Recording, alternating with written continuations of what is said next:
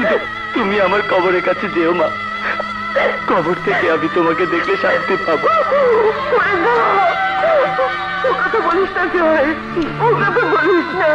আজ তো আমাকে সব কথা বলতেই হবে মা, আজ যে আমার বিদায়ের দিন, আজ আমাকে সবকিছু বলতেই হবে।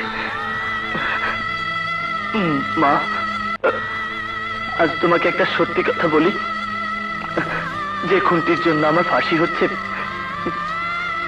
সে খুনটি আমি করিনি মা।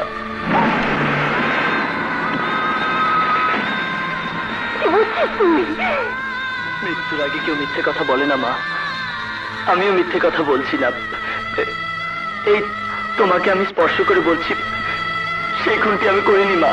তাহলে কোটে তুই নিশ্চুপ ছিলি কেন? কোনো কথা বলিসনি কেন? আমি চাইনি তোমার কথা মিথ্যে হয়ে যাক মা, তোমার অপমান হোক এটা আমি চাইনি, তাই আমি চুপ করেছিলাম। না না, এ হতে পারে না, এ হতে পারে না।